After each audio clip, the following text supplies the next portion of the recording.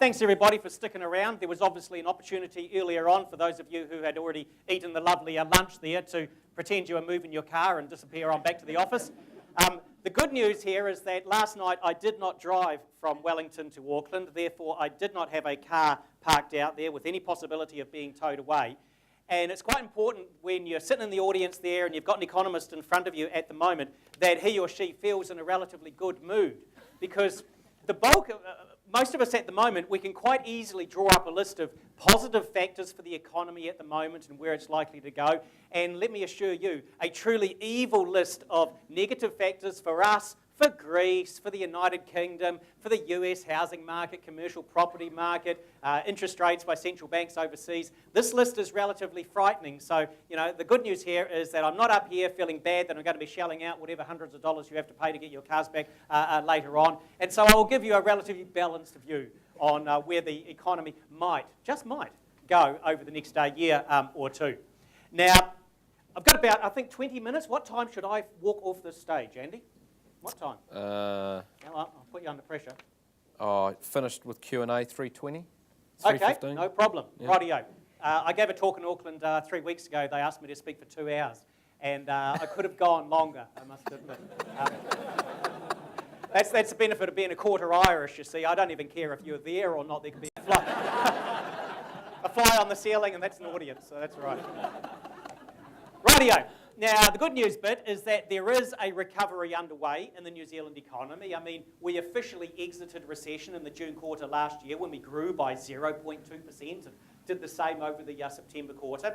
And we can look at the data out there and we can see that there is this recovery underway, and sort of things like dwelling sales in the past year have improved about 30%. The consents being issued for new houses to be built about 25% up on where they were a year ago.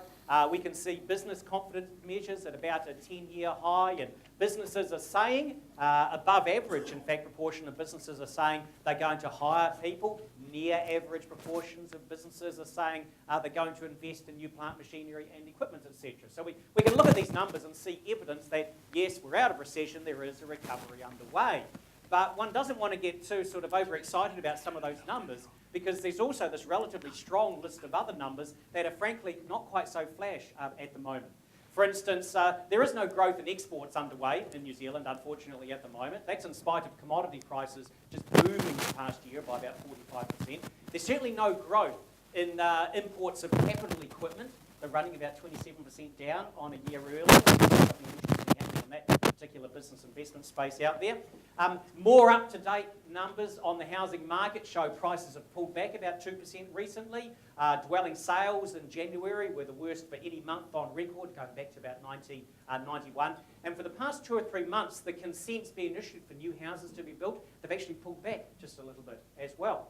And most significantly, when we look at the credit growth numbers, there is no evidence that things like the lowest floating mortgage rates in 4 decades are actually causing any great surge in sort of the consumer borrowing or definitely the business borrowing. In fact, there is still a very strong process of deleveraging happening in the business sector. Business debt is running about 6% down on where it was a year earlier. Household debt, it's only growing about 2% per annum. There's absolutely no acceleration happening there. And even the farmers have stopped borrowing. It wasn't until September last year that they did actually stop increasing their borrowing, but even themselves, they've pulled back as well. And what appears to be happening, of course, in the economy here, and I guess overseas as well, is that although people in response to surveys say, when you're asked, is the economy going to be better in a year's time than now, you're replying, well, most definitely. Look at the crap that we've just been through. Nothing could be worse than that. So, yeah, things are going to get definitely better. But when it comes to actually doing something about it, that's pretty much when most people just stop. Yes, I'm confident. Yes, I'm going to invest, but I'm just waiting to actually see the whites of the eyes of the customers coming through the door. And that they do it not just for 1 or 2 months, but maybe for 3 or 6 months. And what we've got around the economy at the moment, certainly in New Zealand, not to the same extent in Australia, where they didn't even have a recession and they've got a new minerals boom underway, but here in New Zealand, the upturn is patchy. I've used this term, I've seen a number of other people use the term as well. You could probably look at 2 retail stores right beside each other. One's doing well, the other one's not doing well. And then it's the other way around, a month or so later. There's just this amazing inconsistency around the country about the spread of the upturn, as it were. And there just still is out there a great degree of uncertainty. And quite justifiably so when you consider the likes of Greece. Are they going to fail on their repayments on government debt as it falls due, for instance? There's worries about the United Kingdom and the huge budget deficit the government's running there. Worries equally about the United States and talk about credit downgrading, etc. In China, it's sort of the opposite. They so successfully combated the downturn in their own economy that maybe now there's too much money sloshing around the system, and so they're a bit worried about inflation. Banks have been told not to do any more lending, and there's a worry maybe they flip back the other way. There was a worry commercial property, residential property prices have gone a wee bit too high. So there's still a lot of uncertainty internationally about exactly where things are going to go. And out of all this, I guess, the key question us economists would like to answer, and I'd love to be able to answer it for you here, but unfortunately I'm going to wait 5 years and look back and see what happened, is are we truly shocked about our levels of indebtedness? So we are permanently changing our balance sheet structures. We're permanently changing our willingness as consumers to borrow money. Or is this just a bit of a temporary shock thing because we came so close again to another Great Depression, which is definitely what was in train there for a while in late 2008. Are we permanently shocked? Now, you might look overseas, and I think you could really run a very strong story that says, yes, I think they're definitely shocked over there. And what's happening at the moment, of course, internationally, is the appalling lending that was done by these banks overseas. They don't want to lend at the moment, but also not many people want to borrow. There's sort of a happy meeting of minds on both sides of the bank manager's desk. No one wants to borrow and no one wants to lend. Now, in New Zealand, there's also a bit of a meeting, I guess, at a different sort of, maybe shall we say, a higher level. The big change in the willingness to lend, and definitely in the business sector in New Zealand, the willingness to borrow, happened really back there post-1987. Lots of lessons were learned. The banking sector, thank goodness, in New Zealand took on board a lot of these lessons, our Reserve Bank as well. And so the Australasian banking system currently is viewed as pretty much the best on the planet. But we have this meeting of minds, as it were, where our lending standards are tightening up, but the credit demand out there is at a relatively low level as well. One hopes that credit demand is going to come back again at some stage. Your equipment is going to be getting older.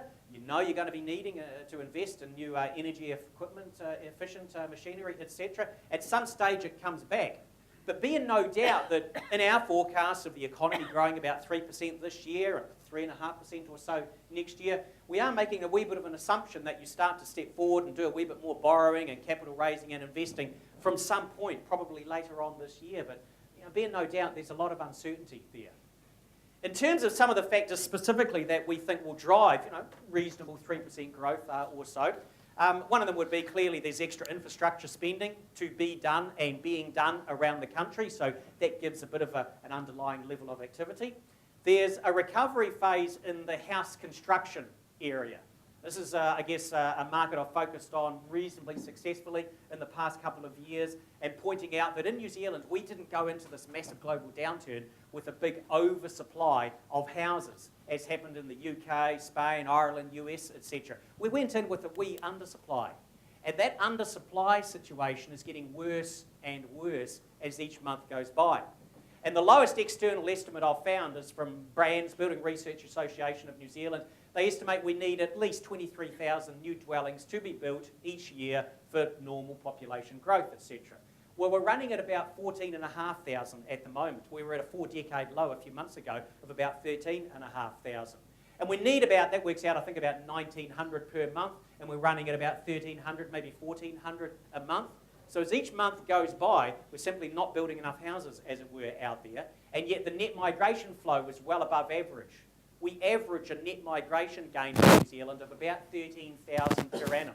We have quite a churning population, churning labour force, etc. in New Zealand. But we've got a net migration gain at the moment of about 23,000. And so you're getting this sort of aggravating imbalance between the underlying demand for housing in New Zealand and that supply.